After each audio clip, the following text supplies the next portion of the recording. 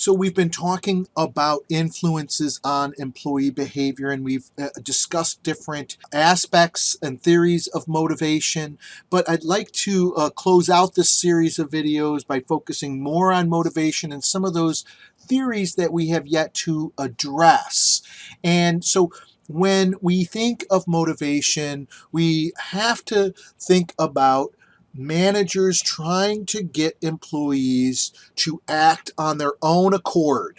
Okay, it's not someone standing over them telling them you must do this, you must do that, that kind of micromanaging that nobody likes.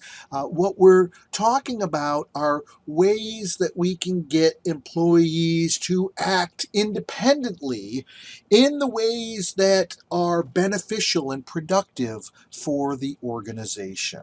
So work motivation pertains to voluntary behavior, and it focuses on those factors that energize people. It focuses on the direction of that energy. Where are they going? What are they pursuing?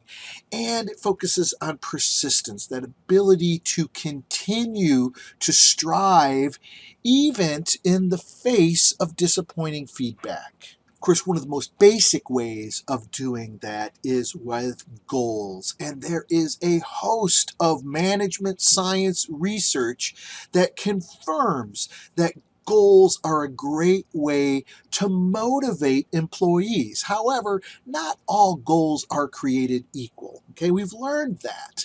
Some goals are crafted better than other goals. Research shows us is that goals should be specific. They shouldn't be vague and general. They should be challenging. If we want to energize people, if we want to get them to persist day after day, there has to be challenge. But they also have to be accepted by employees. And so how do you get employees to accept difficult goals? Well, you involve them in setting those goals. Now, just setting goals is not enough. People have to know how they're progressing on those goals. They have to have information and feedback. And when they do, they're more likely to persist. They're more likely to remain energized.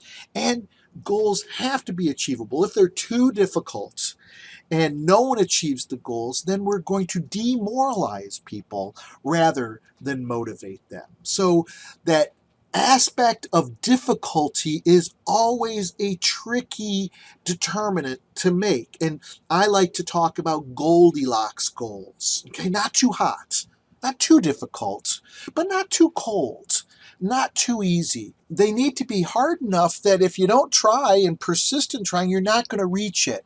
But they can't be so difficult that if you put in all your effort, there's no way that you're going to achieve that goals. And the Goldilocks goals, those goals that are right at the right spot in the middle, that's what we need to search for. Now, another motivation theory that's discussed in this chapter is social learning theory, and in particular, they talk about self-efficacy. We learn by observing others, and we pursue things that we have some confidence in reaching the desired outcome. So the outcome expectation is the person's belief that if I perform a given behavior, it's going to lead to some outcome. And self-efficacy is our judgment that we have the capability within us to perform at that given level that leads to that desired outcome.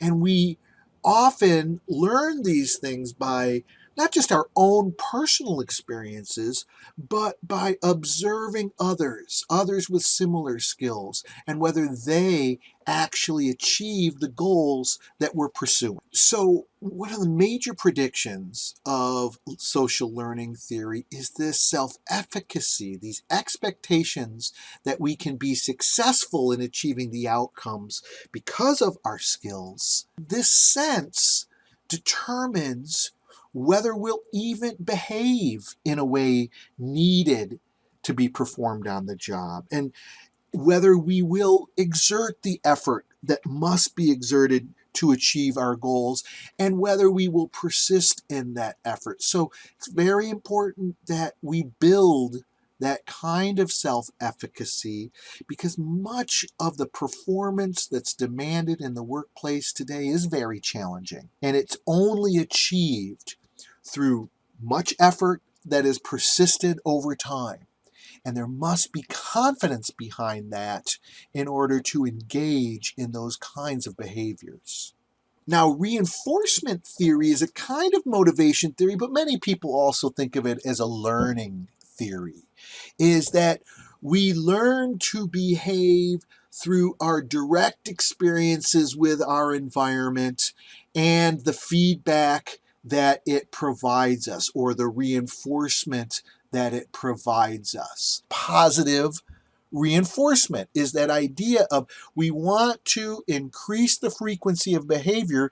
We do that by following the behavior by some favorable outcome. Now, the opposite of positive reinforcement is actually punishment. Okay, we see that at the bottom of this slide. That's where if we want to decrease a behavior, we don't want employees to behave that way, then we immediately follow that behavior with some aversive consequence immediately following that behavior. So if one of our new employees takes too long on break and we don't want them to do that again, well, we might give them some kind of negative consequence for that. So we might follow that negative behavior with some negative consequence, like writing them up. There are other forms of reinforcement that can take place, like negative reinforcement. Okay, reinforcement always means we want to increase the frequency of the behavior. Negative reinforcement is not punishment. Okay, punishment is always decreasing the frequency of a behavior, but negative reinforcement,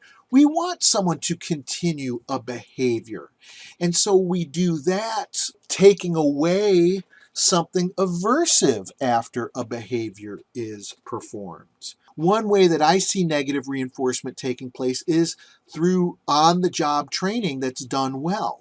Oftentimes in on-the-job training, we're being closely monitored, and that's kind of aversive. We feel self-conscious.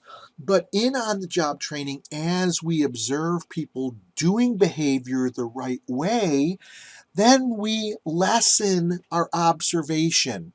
We don't watch them as much. And so we're removing that aversive consequence of close observation.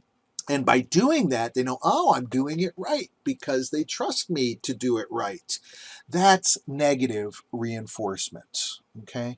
Now, again, if we don't do any kind of reinforcement, if we don't introduce anything positive or anything negative, then it's likely that the behaviors that we're trying to sustain will just stop happening. Okay, so there needs to be some types of reinforcements that are going on, not consistently all the time. Again, I'm not talking about micromanagement, but if we take this approach of laissez-faire management, anything goes, I'm just going to let them do whatever they want, our employees aren't necessarily going to do those things which we want them to do.